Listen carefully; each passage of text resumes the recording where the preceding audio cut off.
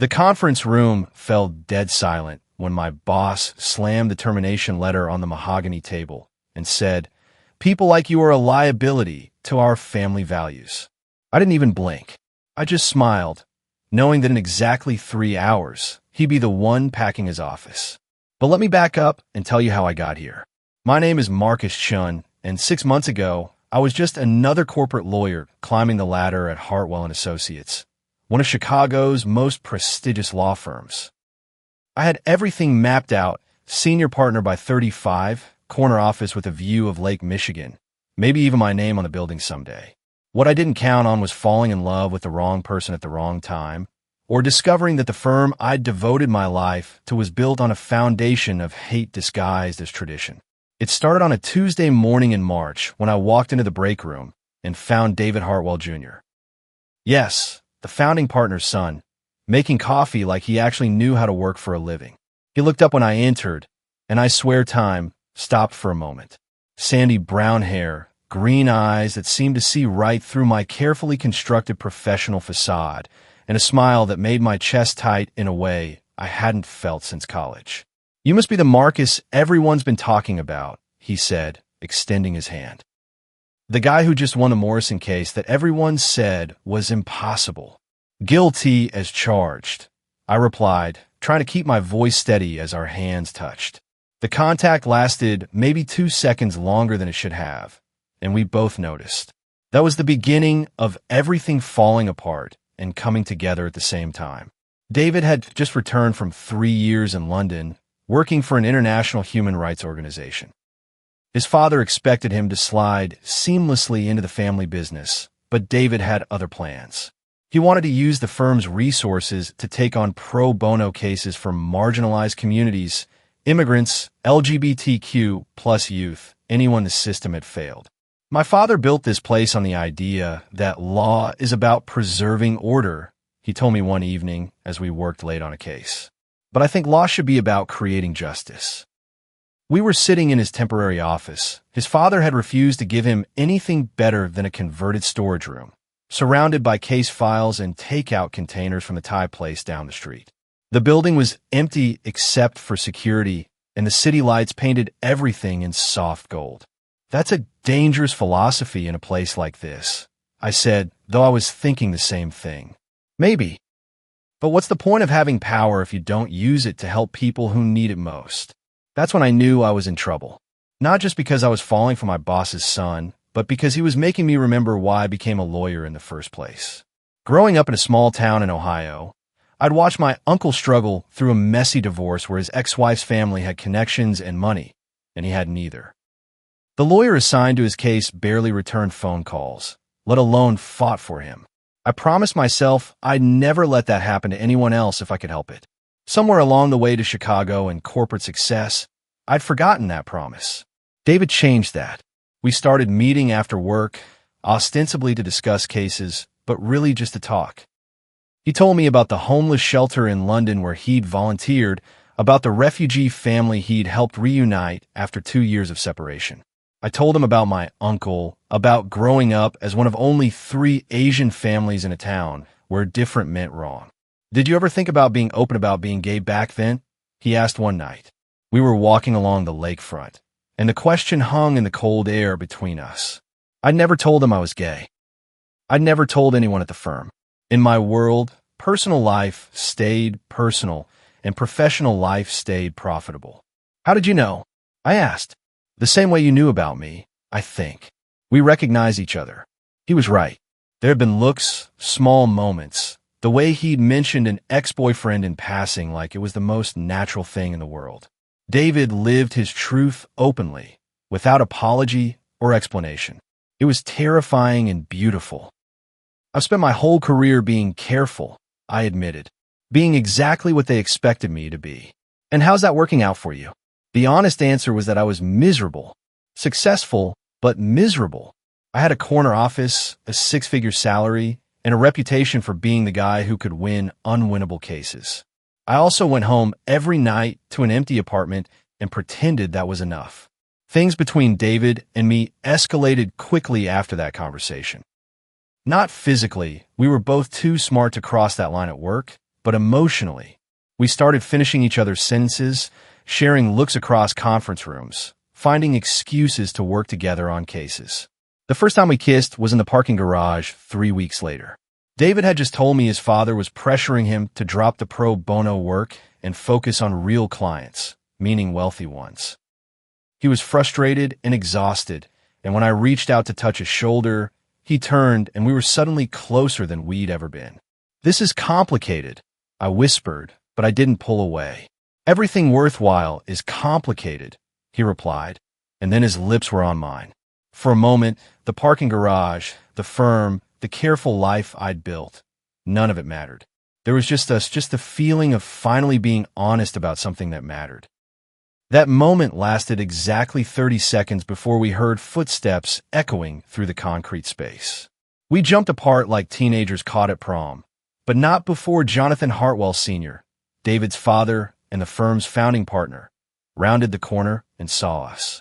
His face went through several expressions in rapid succession: surprise, confusion, and then something cold and calculating that made my blood freeze. "Boys," he said, his voice carefully neutral.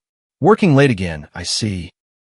"Just heading out, Dad," David said, his voice steady but his hands shaking slightly as he gathered his briefcase. "Marcus, I'd like to see you in my office first thing tomorrow morning. We need to discuss your caseload." It wasn't a request. That night, I didn't sleep. I sat in my apartment, looking out at the city lights and trying to figure out how my life had gotten so complicated so quickly. 6 months ago, I'd been the golden boy, the rising star everyone predicted would make partner before 30. Now I was in love with my boss's son, and that boss had just caught us in what could generously be called a compromising position. I thought about running. I had enough money saved, enough connections in other cities. I could start over somewhere else, go back to being careful, being invisible. But then I thought about David, about the way his eyes lit up when he talked about helping people, about how he'd made me remember why I'd wanted to practice law in the first place.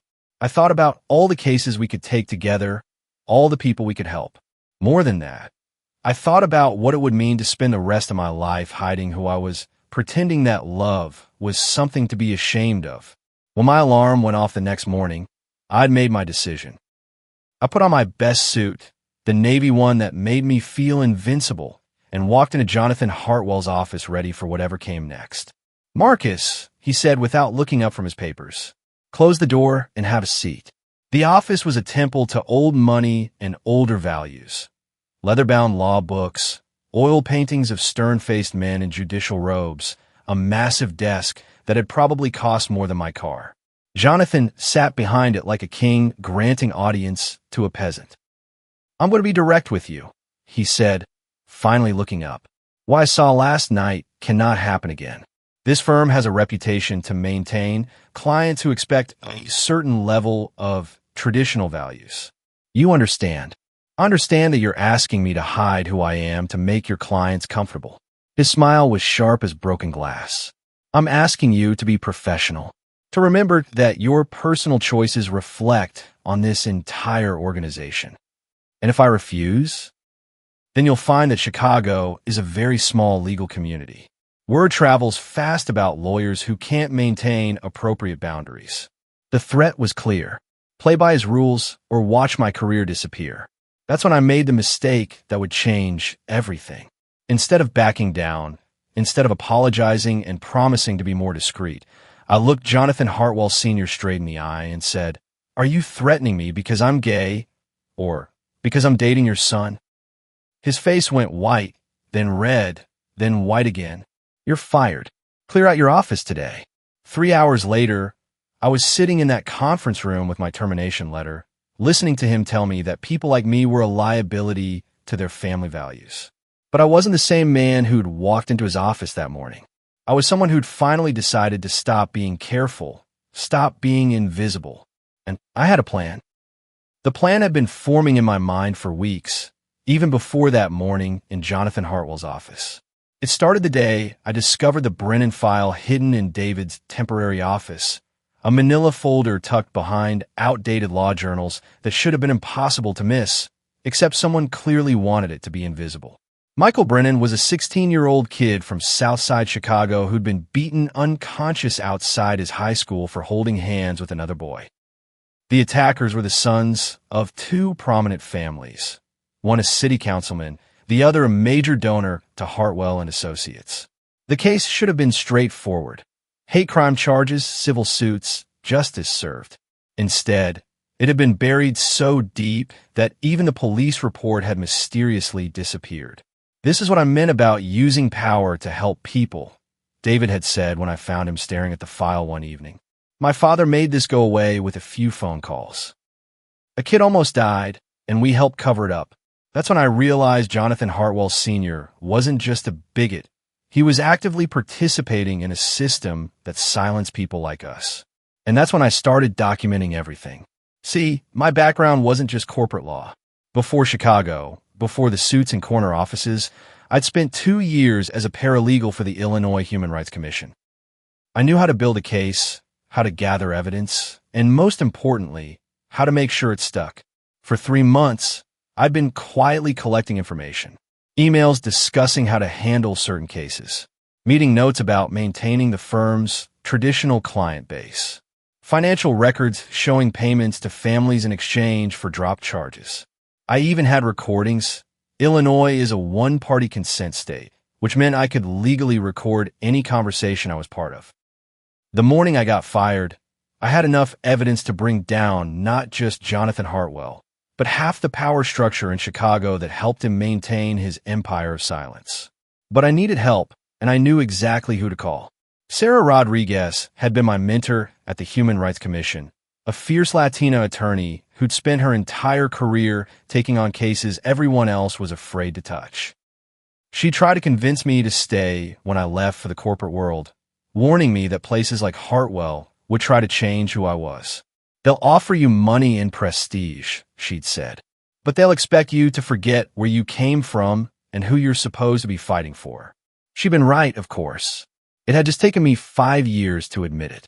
I called her from my car in the Hartwell parking garage, my hands still shaking from the confrontation upstairs. "Marcus Chun," she said, and I could hear the smile in her voice. "I was wondering when you'd call. Sarah, I need your help. I have evidence of systematic discrimination and obstruction of justice at one of Chicago's biggest law firms." "How big are we talking?" "Federal civil rights violations big. Front page of the Tribune big." There was a pause. "Where are you right now?" "Sitting in my car, having just been fired for being gay." "Perfect. Come to my office. We have work to do." Sarah's office was in a converted warehouse in Pilsen, about as far from the gleaming towers of downtown as you could get while still being in the same city. The waiting room was filled with people who looked like they'd been forgotten by the system. Immigrant families, elderly folks clutching eviction notices, teenagers who'd been failed by schools and social services. This was where real law happened. Not in mahogany-paneled conference rooms, but in cramped offices with mismatched furniture and lawyers who cared more about justice than their profit margins. "Show me what you have," Sarah said, leading me to her office. For the next 3 hours, I laid out everything. The Brennan case, of course, but also patterns I'd noticed over the years. How cases involving LGBTQ+ clients always seem to get settled quickly and quietly. How minority lawyers at the firm were consistently passed over for partner. How Jonathan Hartwell had built a network of judges, prosecutors, and politicians who owed him favors. "This is good," Sarah said finally. "Really good. But we need more." "What kind of more?" "We need someone on the inside. Someone who can get us access to the files you haven't seen yet." I thought about David, about the way his hands had shaken in the parking garage, about how he'd looked when his father ordered him to drop the pro bono work. "I might know someone. Someone you trust. Someone I love." Sarah raised an eyebrow, but didn't comment. "Love makes people do stupid things. Make sure he knows what he's risking." That evening, I met David at Lincoln Park Zoo. It was neutral ground, public enough to be safe, but private enough to talk. He was standing by the lion exhibit when I found him, staring through the glass at the big cats pacing in their enclosure. "They look restless," he said without turning around. "Wouldn't you be? All that power, trapped in a box. Dad told me you were fired. He said you were inappropriate." Is that what he called it? David finally turned to look at me. His eyes were red-rimmed, exhausted. He wants me to cut all contact with you. Says you're trying to manipulate me to get back at him. And what do you think?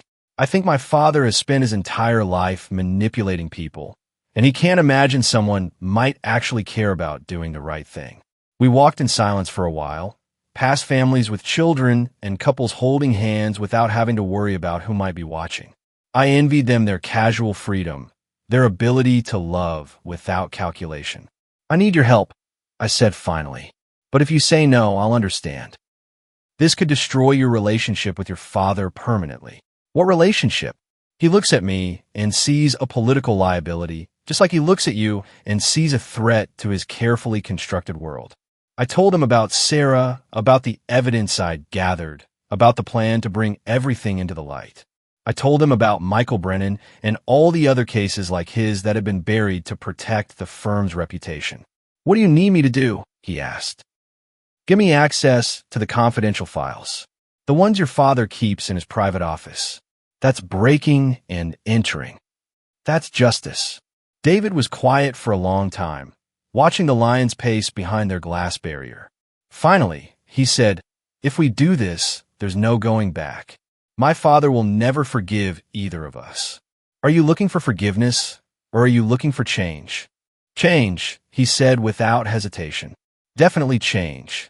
We spent the next week planning. David had access to the building after hours. His key card worked on his father's office, a privilege he'd never thought to use until now. Security cameras were motion activated, but David knew the blind spots from childhood visits to his father's office. The plan was simple. David would go on Saturday evening, when the building was empty except for one security guard who spent most of his time watching sports on his phone. He'd photograph the files I needed, upload them to a secure server, and be gone within an hour. What if we get caught? He asked on Friday night. We were in my apartment, going over the plan one more time. Then we get caught fighting for something that matters. You make it sound romantic, isn't it?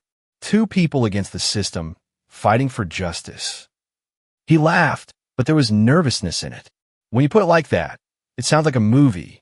Life is stranger than movies. Besides, the best love stories are about people who choose each other and choose what's right, even when it's hard. Saturday night felt like the longest night of my life. I sat in my apartment, staring at my phone, waiting for David to call. Every car that passed outside made my heart race. Every sound in the hallway made me think the police were coming. At 11:47 p.m., my phone buzzed with a text. Got everything. On my way to you. He arrived 20 minutes later, pale but triumphant, carrying a flash drive that contained enough evidence to change everything. How do you feel? I asked. Terrified. Exhilarated. Like I just jumped out of an airplane without knowing if my parachute would work. And did it. Ask me tomorrow. We spent the rest of the night going through the files. Bank records showing payments to silence victims. Emails coordinating with prosecutors to reduce charges for well-connected defendants. Meeting notes about strategies to keep undesirable elements out of the firm and their client base. It was worse than I'd imagined. Jonathan Hartwell hadn't just built a law firm. He'd built a machine designed to protect privilege and silence anyone who threatened it. My father is going to hate me, David said as dawn broke over the city. Your father already hates who you really are. Now he'll just have to face it. Sunday morning, I called Sarah with the news. We have everything we need. Good. I've already reached out to contacts at the FBI and the state attorney's office. They're very interested in what we have to show them. How long before we can move? Give me 72 hours. I want to make sure we do this right. Those 3 days were the strangest of my life. David and I moved carefully, acting like nothing had changed while everything was about to explode. He went to work, attended meetings, had lunch with his father like nothing was wrong. I stayed home, officially unemployed, officially invisible. But we were planning a revolution. Wednesday morning, David called me at 8 a.m. Something's wrong. My father wants to see me in his office immediately. He sounds furious. Does he know? I don't think so. But he suspects something. Whatever happens, stick to the plan. Sarah will be making the calls in 2 hours. Marcus. Yeah? I love you. Whatever happens, I want you to know that. I love you too.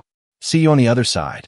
At 10 a.m., Sarah Rodriguez walked into the Chicago office of the FBI with enough evidence to launch a federal investigation into civil rights violations, obstruction of justice, and conspiracy to deny equal protection under the law.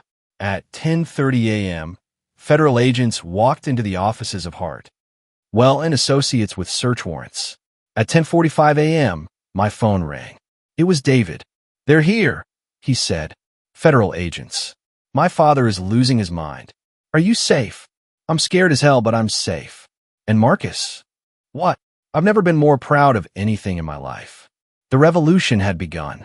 The safe house Sarah had arranged was a modest two-bedroom apartment in Wicker Park, the kind of place that blended into the neighborhood like camouflage.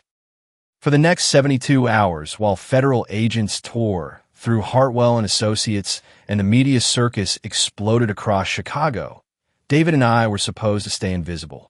"This feels surreal," David said, standing at the window watching news vans circle the block like vultures. "Yesterday, I was worried about disappointing my father. Today, I'm the key witness in a federal civil rights investigation. Having second thoughts?" He turned to look at me, and I saw something in his eyes I'd never seen before.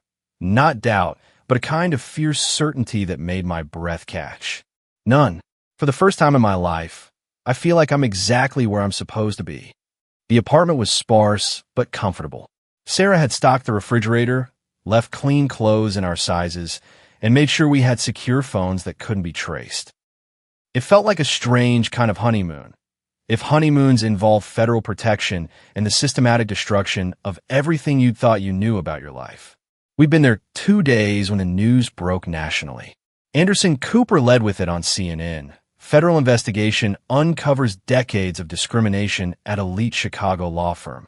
The New York Times ran a front-page story with the headline, "When Justice Wears a Blindfold: How One Firm Silenced Civil Rights Cases." But it was the local coverage that hit hardest. WGN had interviewed Michael Brennan, the teenager whose case had started everything. He was 18 now, about to graduate high school despite everything he'd been through. "I thought nobody cared," he said, looking directly into the camera. "I thought what happened to me didn't matter because of who I am. But these people, they risked everything to make sure my story got told." David wiped his eyes and turned off the television. "I can't watch anymore. It's overwhelming, I know. It's not that. He struggled for words. "My whole life, I thought my father was this pillar of the community. Respected, admired. And now I find out he was actively hurting people like us, like that kid." I moved to the couch beside him, close enough to feel the warmth radiating from his body. "You couldn't have known, couldn't I? How many signs did I ignore because it was easier than facing the truth?" The guilt was eating at him. I could see it. The weight of realizing that privilege had blinded him to suffering happening right under his nose. It was a burden I recognized, the shame of complicity, even when that complicity was passive. "David, look at me." I waited until his green eyes met mine. "You can't save the past, but you can choose what you do with the future. And what am I supposed to do with a future where my father will never speak to me again? Where half of Chicago's legal community thinks I'm a traitor. You build something better. We build something better." The space between us seemed to shrink, or maybe we moved closer without realizing it. The afternoon light streaming through the windows painted everything golden, and I became hyper-aware of small things. The way David's shirt had come untucked, the faint scent of his cologne mixed with coffee and nervous sweat, the way his breathing had changed. "Marcus," he said quietly, and there was something vulnerable in his voice that made my heart race. "What? When this is all over, when the trials are finished and the media moves on to the next story, what happens to us?" It was a question we'd both been avoiding. In the chaos of whistleblowing and federal investigations, we'd somehow skipped past the part where we figured out what we meant to each other beyond shared rebellion. "I don't know," I admitted. "I've never done this before." "What?" "Brought down corrupt law firms. Been in love." The words hung between us like a bridge neither of us was sure we should cross. We'd said it before, in moments of crisis and adrenaline, but this was different. This was quiet and real and terrifying. David reached up and touched my face, his fingers tracing the line of my jaw with infinite gentleness. I've never felt safe enough to love someone before. Not really. And now? Now I feel like I could spend the rest of my life learning how to love you properly. When he kissed me this time, it wasn't desperate or stolen like that moment in the parking garage. It was deliberate, a choice made in full sunlight with clear minds and open hearts.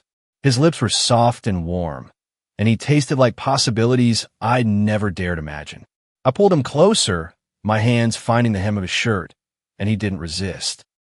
If anything, he helped, lifting his arms so I could pull the fabric over his head and reveal the lean lines of his chest, pale from too many hours under fluorescent office lights. "Are you sure about this?" I whispered against his neck, breathing in the scent of his skin. I've never been more sure of anything. His hands were working at the buttons of my shirt with trembling fingers, and I helped him, suddenly desperate to feel skin against skin, to erase the distance between us that had felt like miles even when we were standing inches apart.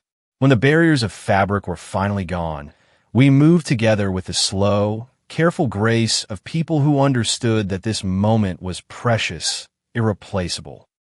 David's hands explored the landscape of my body like he was memorizing it, tracing the curve of my shoulder, the hollow of my throat, the place where my heartbeat pulsed against his palm. I mapped him in return, the constellation of freckles across his collarbone, the way his breath hitched when I kissed the sensitive spot just below his ear, the soft sounds he made when I found the places that made him arch against me. We moved to the bedroom, without speaking, communicating in touches and glances, in the way he guided me backward until my legs hit the edge of the mattress, in the way I pulled him down with me into the tangle of sheets and afternoon light. Time seemed to slow and speed up simultaneously. Every touch felt both urgent and eternal, like we had forever and no time at all. David's mouth found mine again and again, between whispered words that might have been prayers or promises. I couldn't tell which and didn't care.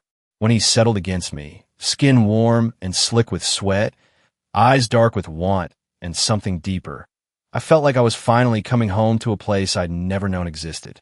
"I love you," he whispered, and this time it sounded like a vow. "I love you too," I replied, and meant it with every cell in my body.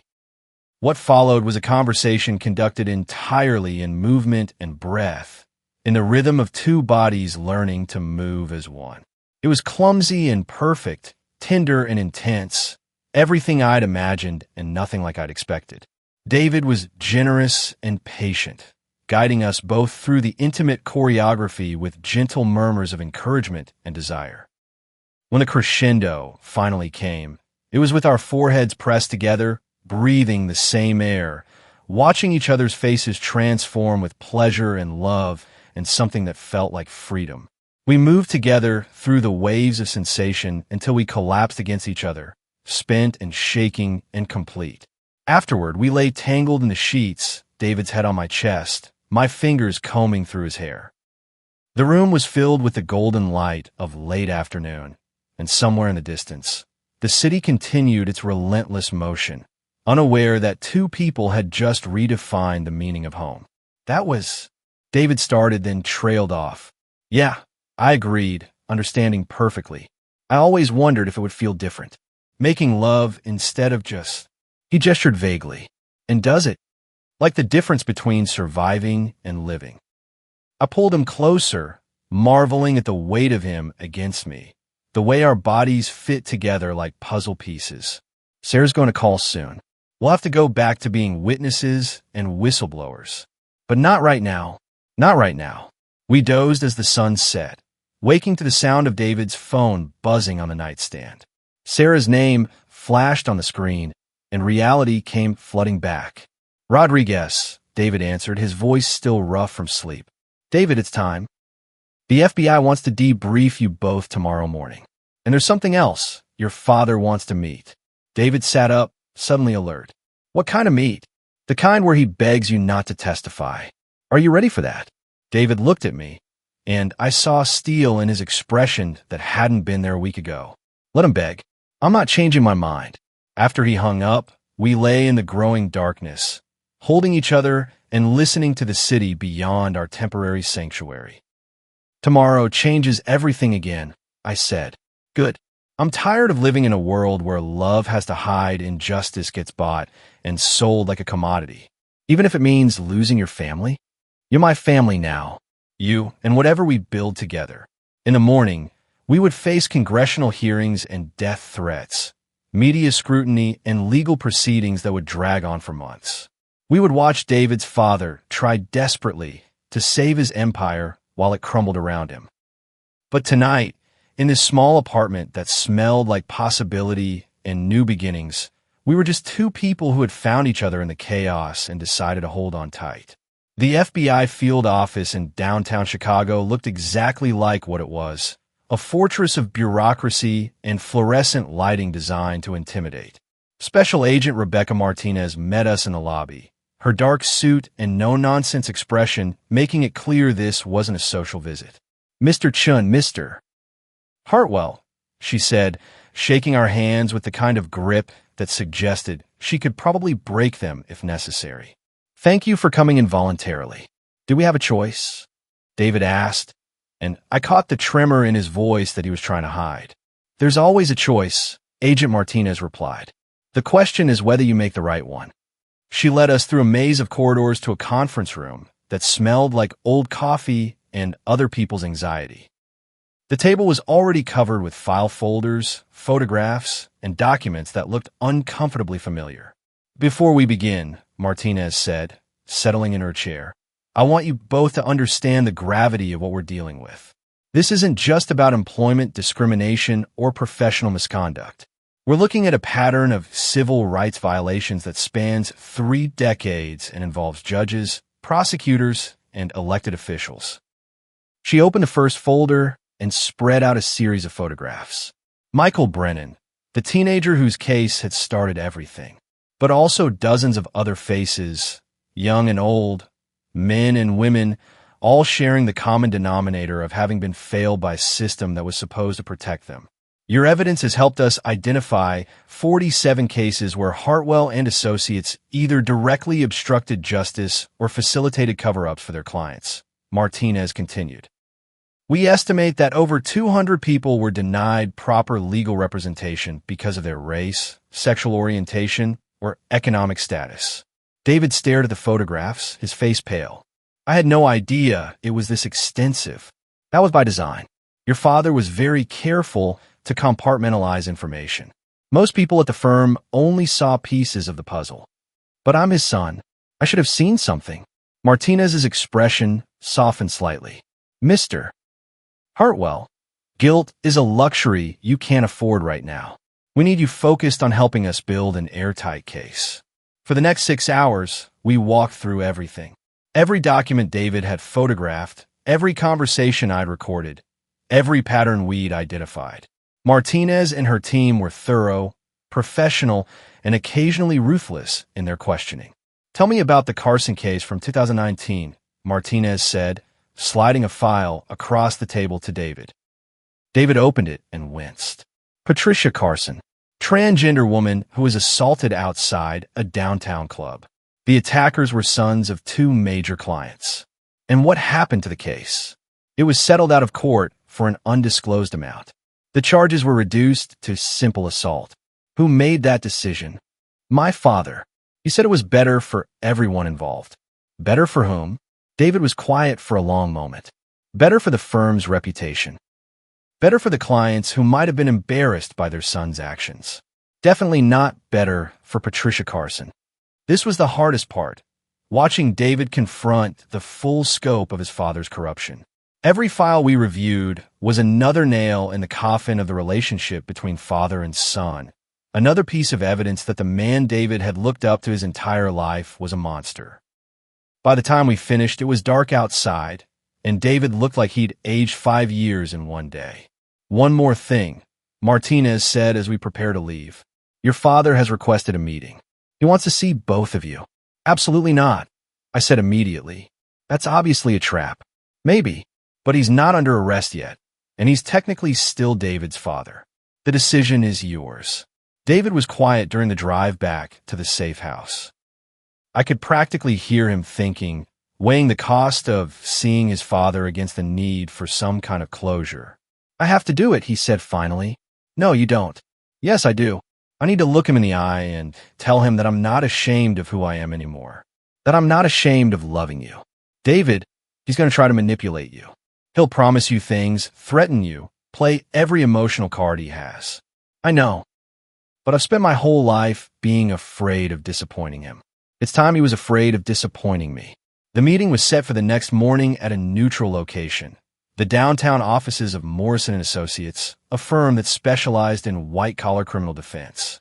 Jonathan Hartwell Sr. had hired the best legal team money could buy, which meant he was taking this seriously. I almost didn't recognize him when we walked into the conference room. The man who had always seemed larger than life, who commanded every room he entered, looked diminished. His expensive suit couldn't hide the fact that he'd lost weight, and there were dark circles under his eyes that spoke of sleepless nights. "David," he said, standing as we entered. His voice was carefully controlled, but I caught the tremor underneath. "Thank you for coming." "Dad." David's voice was flat, emotionless. Jonathan's eyes flicked to me, and I saw the hatred there, barely contained. "Mr. Chun, I suppose I should thank you for destroying my family." "I didn't destroy anything," I replied calmly. "I just turned on the lights." "Gentlemen," interrupted a woman in her 50s wearing a suit that probably cost more than my first car. "I'm Rebecca Stone, Mr. Hartwell's attorney. I think it would be best if we kept this civil." "Civil," David repeated, as if tasting the word. "Like the way you were civil to Michael Brennan? Or Patricia Carson? Or any of the other people whose lives you destroyed?" Jonathan's composure cracked slightly. "You don't understand the pressures I was under.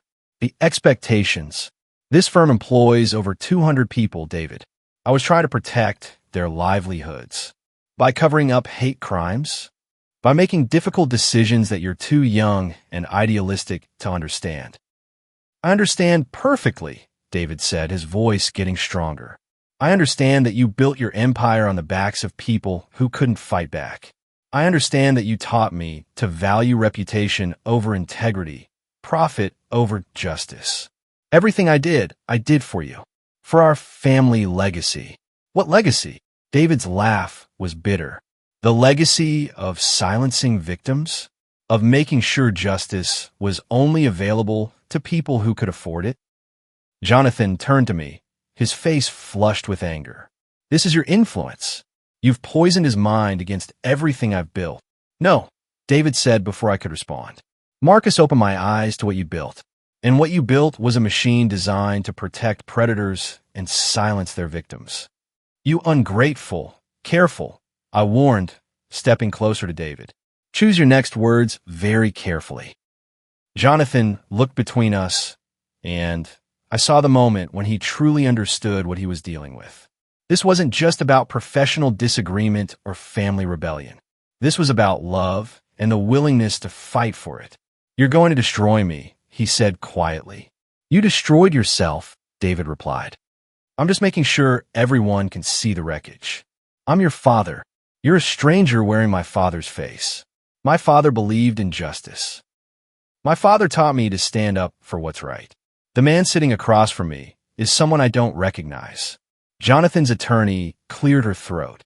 "Perhaps we could discuss a resolution that would be beneficial to all parties." "What kind of resolution?" I asked. "Mr. Hartwell is prepared to step down from the firm, make restitution to affected parties, and cooperate fully with the federal investigation. In exchange, he would like assurance that his son will not testify against him in any criminal proceedings." The room went silent.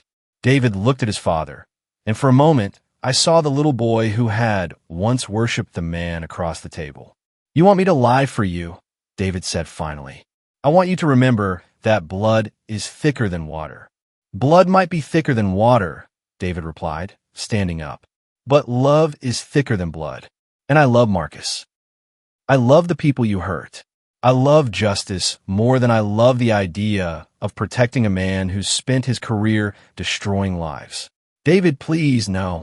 I'm going to testify." I'm going to tell the truth about what you did, what this firm did, what this whole system has been doing to people like us for decades. And if that destroys you, then you destroyed yourself.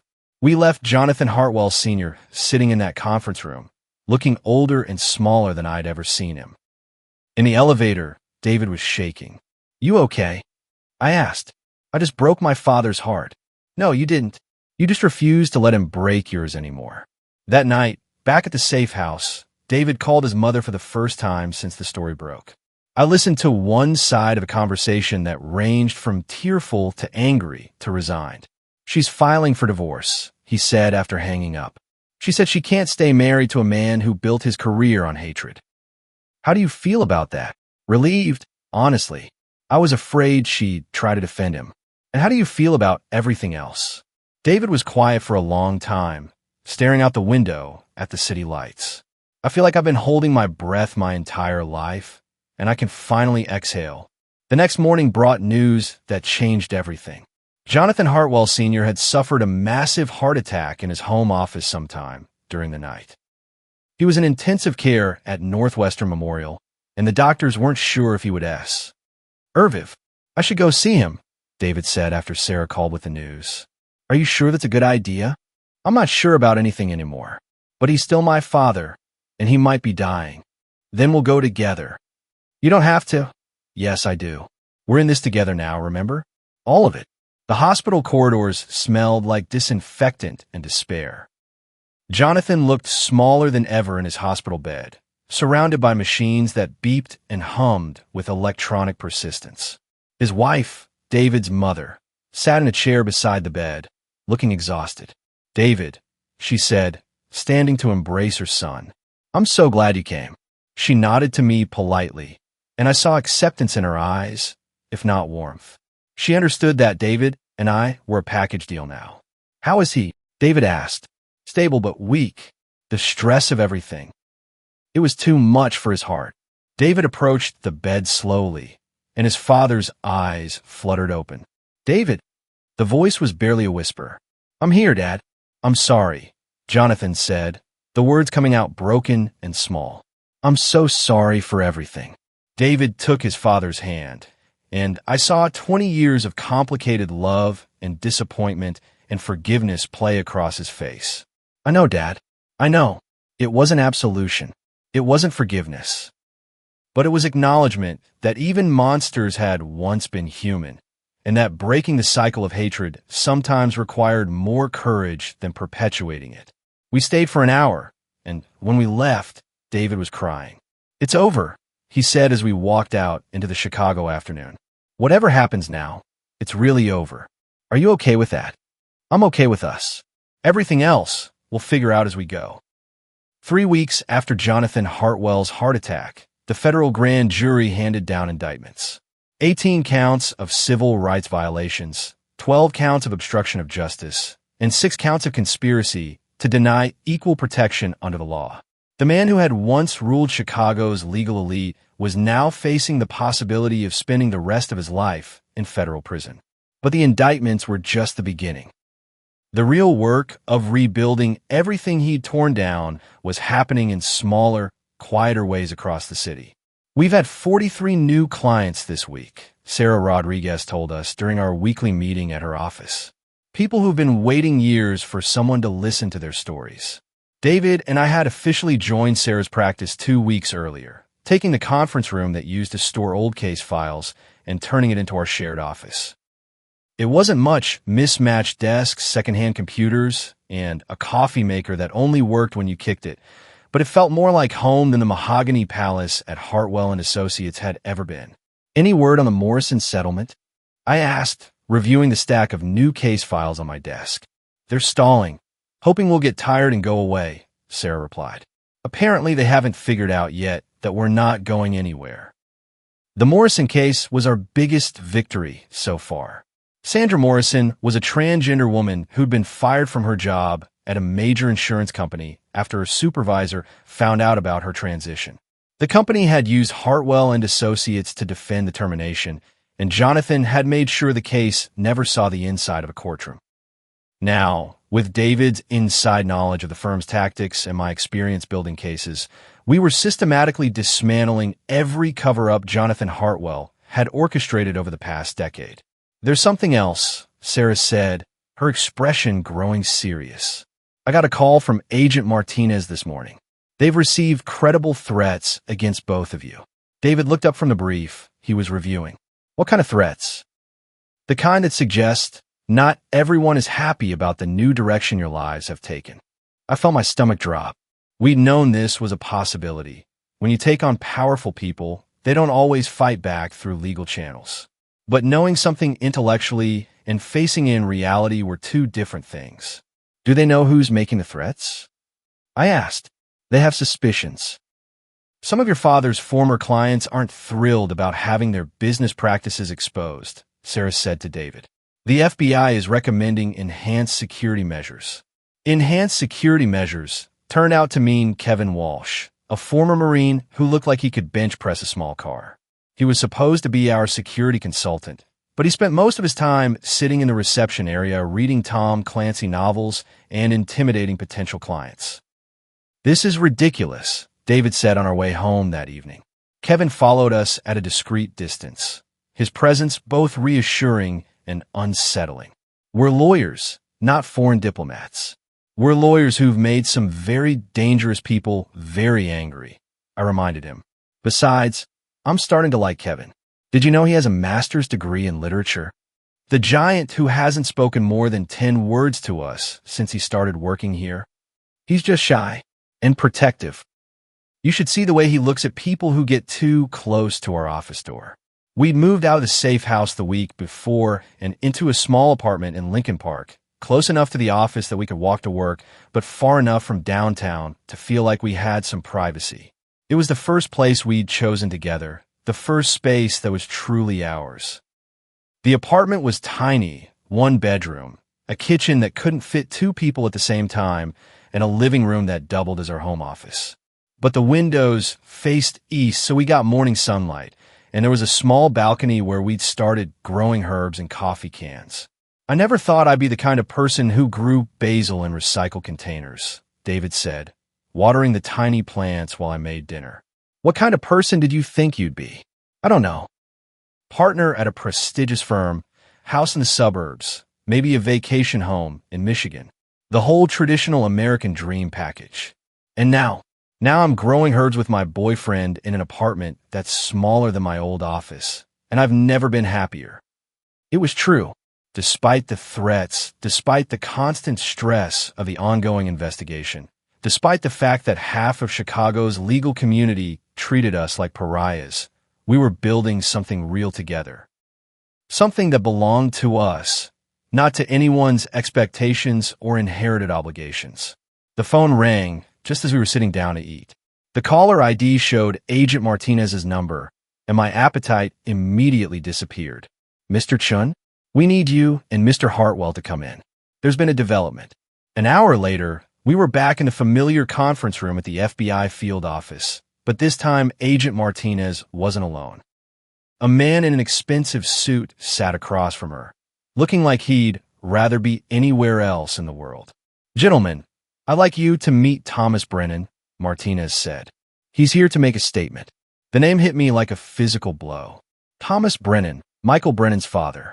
The man whose son had been beaten unconscious for being gay, whose case had been buried to protect Jonathan Hartwell's clients. "Mr. Brennan," David said quietly, "I'm sorry we haven't met under better circumstances." Thomas Brennan was in his 50s, with graying hair and eyes that looked like they'd seen too much.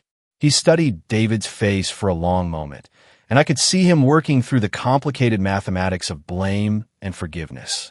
"You look like your father," he said finally. "I'm not my father." "No, I can see that. If you were, you wouldn't be here." Agent Martinez opened a file folder. "Mr. Brennan has decided to cooperate with our investigation. He's prepared to testify about the pressure he received to drop charges against his son's attackers." "What kind of pressure?" I asked. Thomas Brennan's hands were shaking as he spoke. "They offered me money first. A lot of money. When I refused, they started making it clear that pursuing the case would be difficult for my family. How difficult? My wife lost her job. My older son was suddenly rejected from every college he'd applied to, despite having a 4.0 GPA. Our insurance company found reasons to deny claims. Small things, but enough to send a message. David's face had gone pale. Did my father personally threaten you? He didn't have to. He had other people for that. But he made it clear that if I continued to pursue justice for Michael, my family would pay the price. And you gave up. I gave up because I had 2 other children to protect. Because I couldn't afford to fight a system that was designed to crush people like us. The room was quiet except for the hum of fluorescent lights and the distant sound of traffic. I thought about all the families who'd faced the same impossible choice, justice for their children or protection for the rest of their family. What changed your mind? David asked. Watching the news, seeing you stand up to your father, realizing that maybe it wasn't too late to do the right thing. Agent Martinez slid a document across the table. Mr. Brennan's testimony will be crucial to establishing the pattern of intimidation and obstruction. But we need to warn you. Coming forward makes him a target too. I've been a target for 3 years, Thomas Brennan said. At least now I'm fighting back. After the meeting, David and I walked along the lakefront in silence. The autumn air was crisp, and the city lights reflected off the water like fallen stars. Kevin followed at a distance, a silent guardian who'd somehow become part of our strange new family. I keep thinking about all the people we could have helped if I'd spoken up sooner, David said finally. You were still figuring out who you were. You can't blame yourself for not seeing something you weren't ready to see. Can I? How many families like the Brennans suffered while I was worried about my trust fund and my father's approval? I stopped walking and turned to face him. David, listen to me. Guilt is a luxury we can't afford right now. The only thing that matters is what we do going forward. And what are we doing going forward? We're making sure this never happens again. We're building something better. The next morning brought unexpected news. Jonathan Hartwell Sr. had been released from the hospital and immediately arrested. His perp walk was broadcast live on every local news station. The man who'd once ruled Chicago's legal elite shuffling into federal court in handcuffs and an orange jumpsuit. How do you feel about seeing that? I asked David as we watched the coverage from our office. Sad, he said after a long pause. Not because he doesn't deserve it, but because it took so long for someone to hold him accountable. Your mother called this morning, Sarah said, joining us in front of the small television. She wanted you to know that she's filing a civil suit against the firm. She says it's time to make sure there's nothing left to rebuild. David nodded slowly. His relationship with his mother was still complicated. She'd supported his decision to testify, but she was also grieving the loss of a life she'd thought she had. It would take time for all of them to figure out what family meant now. There's something else, Sarah continued. I got a call from the Illinois Bar Association. They want to offer you both positions on their new ethics review committee. Is that a good thing? I asked. It means the legal community is starting to take this seriously. It means change is actually happening.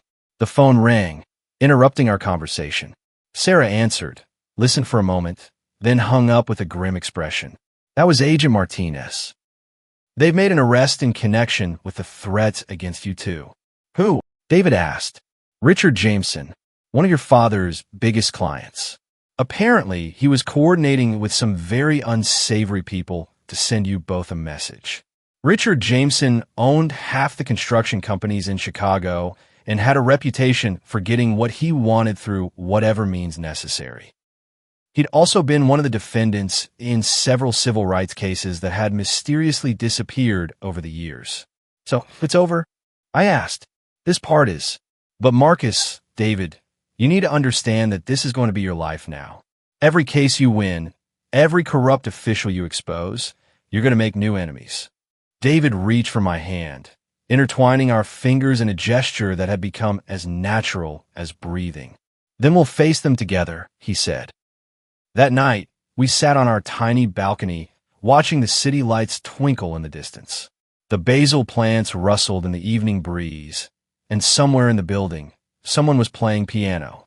Do you ever regret it? I asked, giving up the life you had planned. Every day, David said, and my heart stopped for a moment. Then he smiled. I regret not doing it sooner. Even knowing what we're up against. Especially knowing what we're up against. Someone has to fight for people like Michael Brennan, like Patricia Carson, like all the people whose stories haven't been told yet. And if it gets dangerous, then it gets dangerous. But at least we'll be dangerous together. A year ago, I've been a corporate lawyer worried about billable hours and partnership tracks. Now I was sitting on a fire escape with a man I loved, planning our next case against a corrupt city council member and feeling more alive than I ever had in my expensive suits and corner office. Change was scary. Love was terrifying. Justice was a daily choice that required constant courage. But for the first time in my life, I was exactly where I belonged. 6 months later, I was standing in front of the Illinois Supreme Court, my hands shaking as I prepared to argue the most important case of my life. The courtroom was packed with reporters, civil rights activists, and lawyers who'd come to witness what the Chicago Tribune had called the trial that could reshape legal ethics in Illinois. People versus Morrison wasn't just about Sandra Morrison's wrongful termination anymore. It had evolved into something much bigger, a class action lawsuit representing over 300 people who'd been denied justice by the systematic corruption we'd exposed. If we won, it would set a precedent that would make it nearly impossible for firms like Hartwell and Associates to operate in the shadows again. If we lost, everything we'd fought for would be reduced to a footnote in legal history. You ready for this? David whispered, straightening my tie with hands that were steadier than mine. Define ready. Ready to make history. Ready to prove that love and justice aren't mutually exclusive. Ready to show everyone that two guys from different worlds can change the system that tried to break them. The past 6 months have been a whirlwind of depositions, media interviews, and court appearances. David and I have become the poster children for LGBTQ plus rights in the legal profession, whether we wanted to or not. Our faces have been on the cover of Time magazine with the headline, Love and Justice. The couple taking on Chicago's legal elite. It was surreal and overwhelming and occasionally terrifying. But it was also necessary. Counsel for the plaintiffs, the bailiff announced, "You may begin your opening statement." I stood up, straightened my shoulders, and walked to the podium. The 7 justices of the Illinois Supreme Court looked down at me with expressions ranging from skeptical to curious to openly hostile. Justice Patricia Coleman, the court's only black woman, gave me what might have been an encouraging nod. "Your Honors," I began, my voice stronger than I felt. "This case is about more than employment discrimination or professional misconduct. It's about whether we, as a society, will tolerate a justice system that works differently for different people based on who they are, who they love, or how much money they have." For the next 40 minutes, I laid out our case. I told them about Michael Brennan, beaten unconscious for being gay while his attackers walked free. I told them about Patricia Carson, denied justice because her truth made powerful people uncomfortable. I told them about the systematic pattern of corruption that had infected Chicago's legal system like a cancer. But mostly, I told them about the choice we all faced between a legal system that served everyone equally and one that served only those with the power to buy their way out of consequences. The defendants will argue that Mr. Hartwell's actions were isolated incidents, that the system worked because eventually he was caught and prosecuted, I said, looking directly at Justice Coleman. But that argument ignores the hundreds of victims who suffered while the system looked the other way. It ignores the families who were intimidated into silence. It ignores the fundamental principle that justice delayed is justice denied. When I sat down, my hand was still shaking, but it was adrenaline now, not fear. David squeezed my knee under the table, and Sarah gave me a small smile that said everything I needed to know. The defense attorney, a silver-haired man named Preston Whitmore, who charged more per hour than most people made in a month, approached the podium with the confidence of someone who'd never lost a case. "Your Honors," he began, his voice smooth as expensive whiskey. "My clients sympathize with the plaintiff's desire for closure. But this lawsuit is nothing more than an attempt to hold innocent parties responsible for the criminal actions of one man." For the next hour, Whitmore systematically attempted to dismantle everything we'd built. He argued that the other firms named in our lawsuit couldn't have known about Jonathan Hartwell's corruption. He claimed that the judges and prosecutors who'd cooperated with the cover-ups were simply following standard procedures. He painted us as opportunistic lawyers seeking to profit from tragedy. It was a masterful performance, and I found myself wondering if we'd made a terrible mistake. Maybe we were in over our heads. Maybe taking on the entire system was naive idealism dressed up as a legal strategy. Then Whitmore made a crucial error.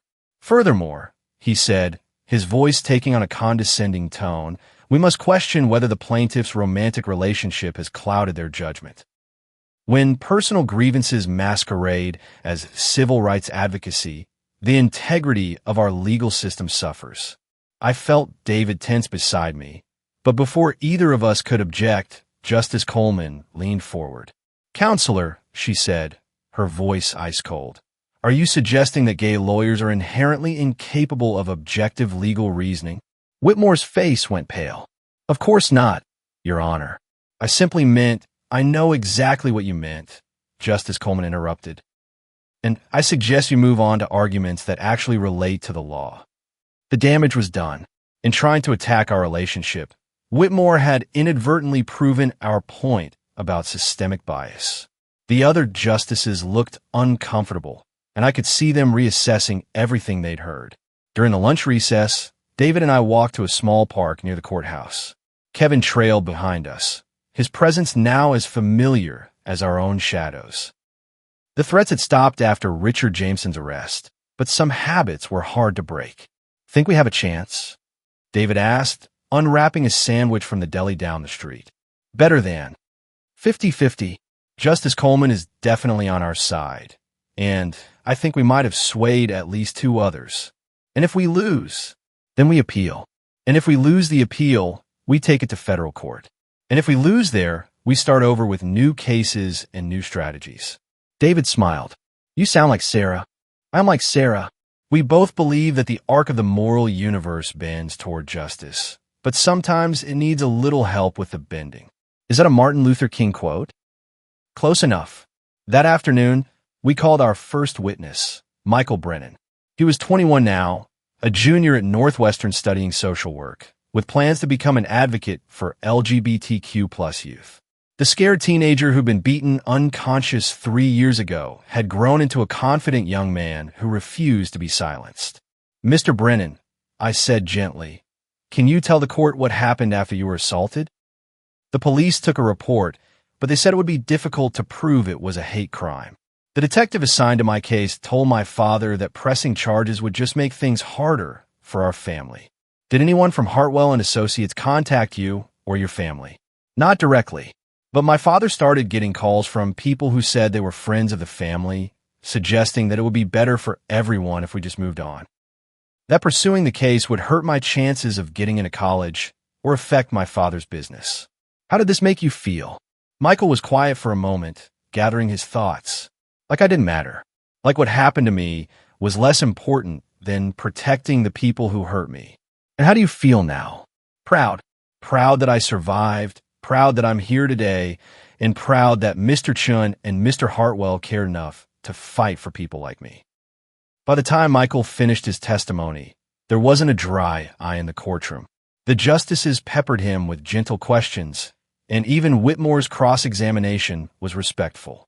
You don't attack a kid who's already been through hell and lived to tell about it. We called 17 more witnesses over the next 3 days. Families who'd been intimidated into silence. Lawyers who'd been pressured to drop cases. Judges who'd been asked to rule in ways that serve politics rather than justice. Each testimony built on the last, creating a picture of systematic corruption that was impossible to dismiss as isolated incidents. The defense called their own witnesses, character witnesses for the firms we were suing, expert witnesses who argued that the legal system was functioning as designed, former clients who praised the quality of representation they'd received. But their strongest argument was also their weakest. They kept insisting that what Jonathan Hartwell had done was an aberration, a departure from normal practices. The problem was we'd spent months proving that it wasn't aberrant at all. It was the logical result of a system that prioritized power over justice. On the final day of arguments, Justice Coleman asked the question I'd been hoping someone would ask. "Mr. Chun," she said, "what exactly are you asking this court to do? What remedy would address the systemic issues you've described?" "Your Honor, we're asking for three things. First, monetary damages for the victims who were denied justice. Second, structural changes to how legal ethics are monitored and enforced in Illinois. And third, the establishment of an independent review board with the power to investigate patterns of discrimination in legal proceedings. And you believe these measures would prevent future cases like this?" "I believe they would make it much harder for corruption to hide in the shadows. I believe they would give victims a voice when the system tries to silence them. And I believe they would send a message that justice isn't for sale in Illinois." Justice Coleman nodded thoughtfully. "Thank you, Counselor." The court recessed to deliberate, and suddenly we were back to waiting. David and I returned to the small apartment that had become our sanctuary, surrounded by case files and takeout containers and the strange artifacts of a life lived in service of something bigger than ourselves. "How long do you think they'll deliberate?" David asked, pacing the length of our tiny living room. "Could be hours, could be days. Supreme Court justices don't punch a time clock. I can't decide if I want them to decide quickly or take their time. Quickly means they've already made up their minds. Taking time means they're actually wrestling with the issues. Which do we want? Both. Neither. I honestly don't know anymore." The call came 3 days later, at 6:47 a.m. on a Thursday morning. Sarah's voice was carefully controlled, giving nothing away. "The court has reached a decision. They want all parties present at 10 a.m. for the announcement." 2 hours later, we were back in the courtroom that had become our second home. The same packed gallery, the same nervous energy, the same sense that history was being written in real time. Justice Coleman spoke for the court, her voice carrying the weight of precedent and possibility. "In a matter of People versus Morrison, et al., this court finds that the evidence presented demonstrates a pattern of systematic civil rights violations that cannot be dismissed as isolated incidents." My heart stopped. Furthermore, the court finds that the current mechanisms for oversight of legal ethics in Illinois are inadequate to prevent the kind of corruption documented in this case. David grabbed my hand so tightly I thought he might break my fingers. "Therefore, this court orders the establishment of an independent civil rights review board with subpoena power and the authority to investigate patterns of discrimination in legal proceedings. Additionally, the court awards damages in the amount of $47 million to be distributed among the affected parties." The courtroom erupted. Reporters scrambled for their phones. Plaintiffs hugged each other and cried. And somewhere in the chaos, David pulled me into an embrace that felt like coming home after a very long journey. "We did it," he whispered in my ear. "No," I whispered back, "they did it. We just helped them find their voices." That evening, we celebrated at Sarah's office with pizza and cheap champagne and the kind of exhausted joy that comes after fighting the impossible fight and somehow winning. "So what's next?" Sarah asked, raising her plastic cup in a toast. "More cases," I said. "More fights. More opportunities to prove that justice isn't a luxury good. More chances to fall on our faces," David added, grinning. "More chances to get back up," I corrected. As the night wound down and our colleagues headed home to their families, David and I walked through the city we'd helped change in some small but significant way. The lights of Chicago spread out before us like possibilities, and for the first time since this all began, I felt like we could handle whatever came next. "I love you," David said as we reached our apartment building. "I love you too," I replied, and meant it more than I'd ever meant anything in my life. Tomorrow would bring new cases, new challenges, new opportunities to choose justice over comfort. But tonight, we were just two people who'd found each other in the chaos and decided to build something beautiful together. 2 years after the Illinois Supreme Court decision, I was standing in the same conference room where Jonathan Hartwell Sr. had once fired me for being gay, but everything had changed. The mahogany table was the same, the view of Lake Michigan unchanged, but the faces around the table told a different story. Sandra Morrison sat to my right, now the director of the newly established Civil Rights Review Board. Michael Brennan was across from me, fresh out of law school and about to join our practice. Sarah Rodriguez occupied the chair at the head of the table.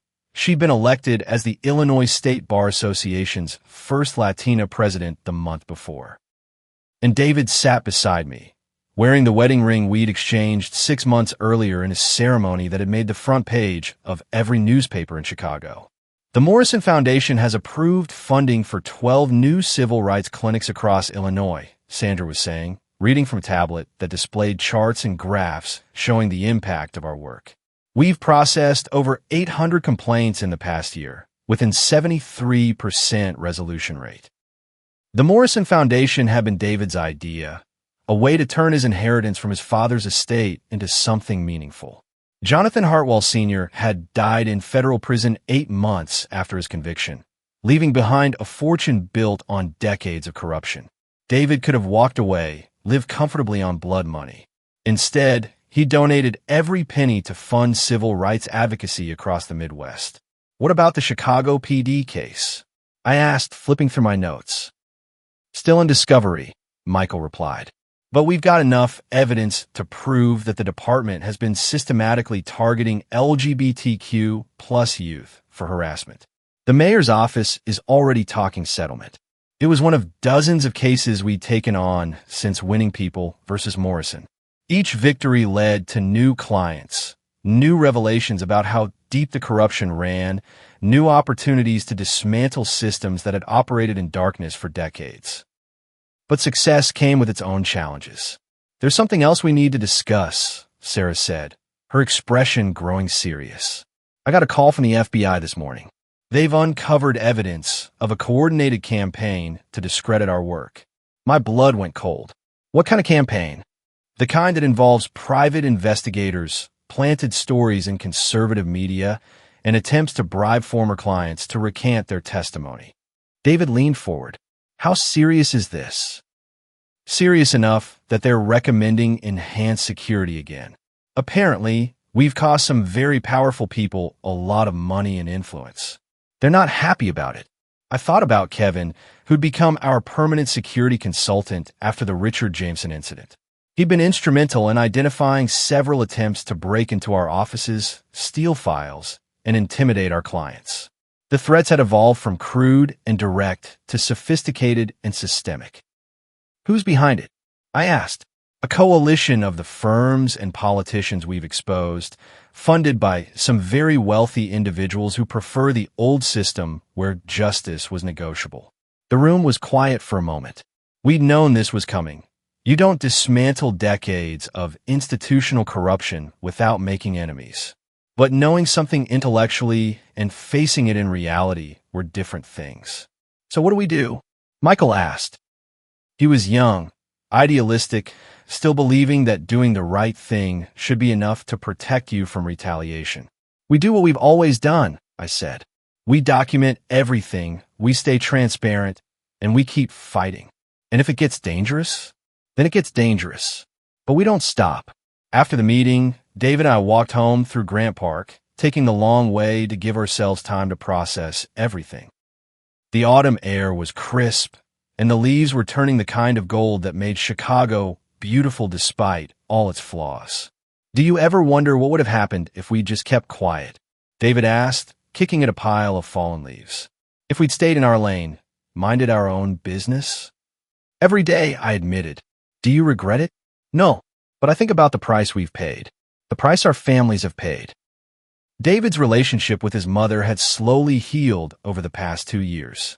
She'd moved to Arizona after the divorce, started a new life away from the wreckage of everything she'd thought was true. She'd attended our wedding, even gave a speech about how proud she was of the man her son had become. But the years of pretending to be someone else had taken their toll on all of them. You know what I think about? I said, stopping at the fountain in the center of the park. I think about all the people we've helped who don't have to pretend anymore. All the kids like Michael who know they have someone in their corner. All the families like the Brennans who don't have to choose between justice and survival. Is it enough? It's a start.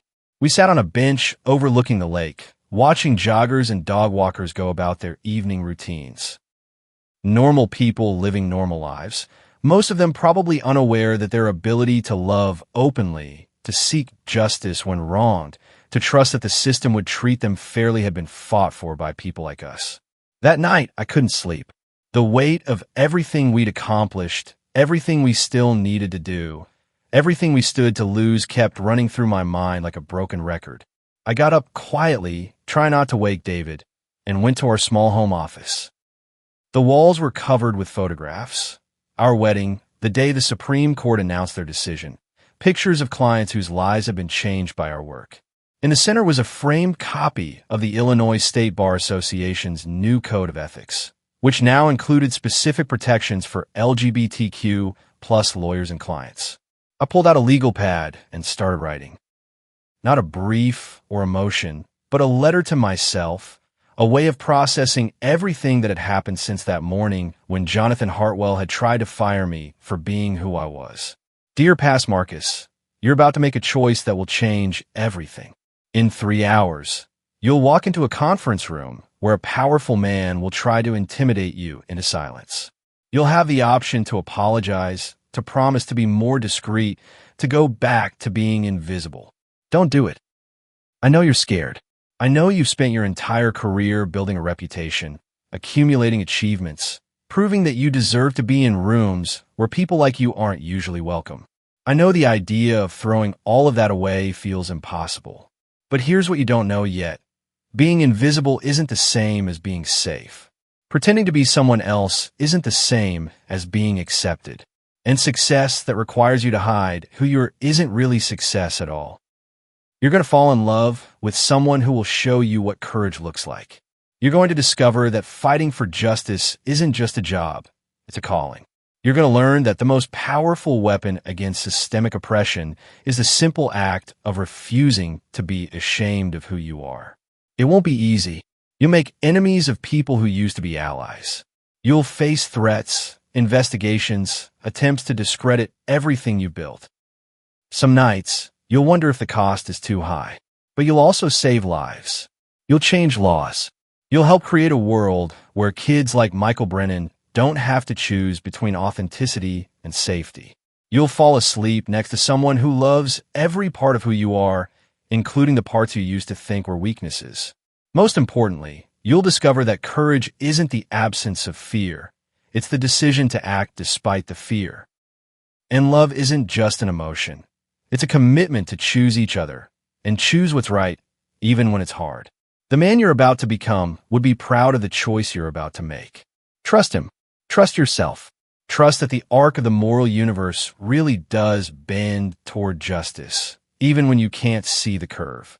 With love and gratitude, future Marcus can't sleep. David's voice came from the doorway, soft and concerned. Just thinking. He padded across the room in bare feet and pajama pants, reading over my shoulder. Writing love letters to yourself now. Apparently. Is that weird? Everything we do is weird by conventional standards. But I like your version of weird. He pulled up a chair beside me, and we sat in comfortable silence for a while, looking out at the city that had become our battlefield and our home. The FBI thing scared you, he said finally. It wasn't a question. Yeah, not for us, necessarily. But for everyone who's counting on us.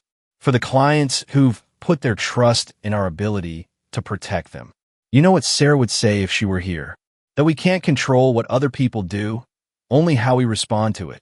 That we've already won the important battle. We've proven that the system can be changed, that ordinary people can take on powerful institutions and win. Everything else is just cleanup. I leaned against his shoulder, drawing comfort from his warmth and steadiness. What did you get so wise?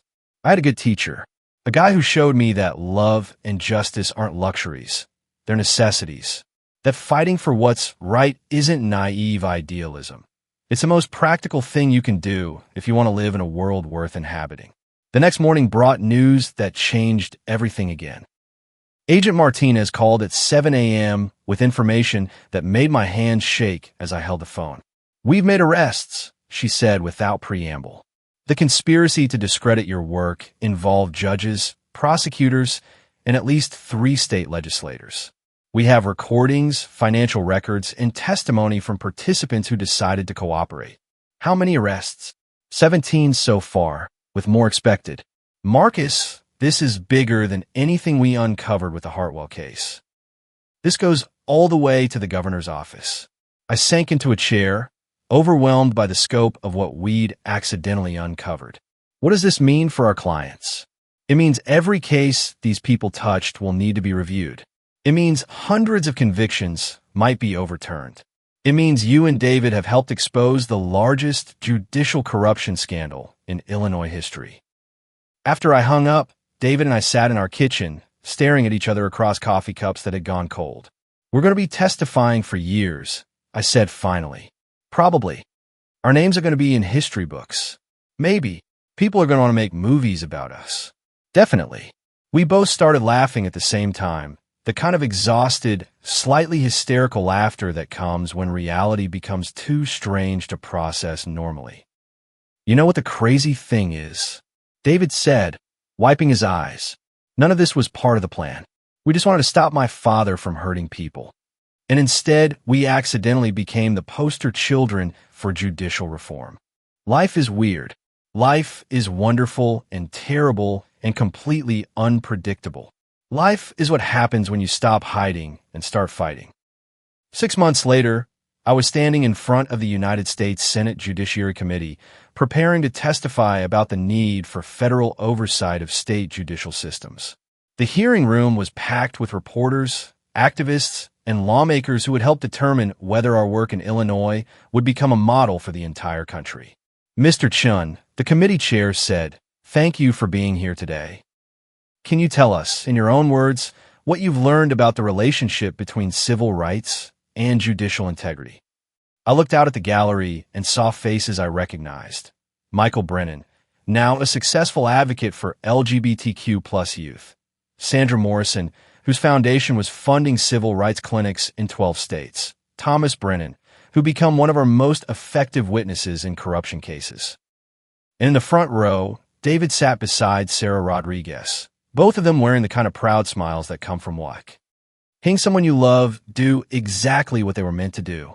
Senators, I began, my voice steady and strong. I've learned that justice isn't a destination. It's a choice we make every day. I've learned that love isn't a weakness to be hidden. It's a strength that gives us the courage to fight for what's right. And I've learned that ordinary people, when they refuse to accept that this is just how things are, can change the world.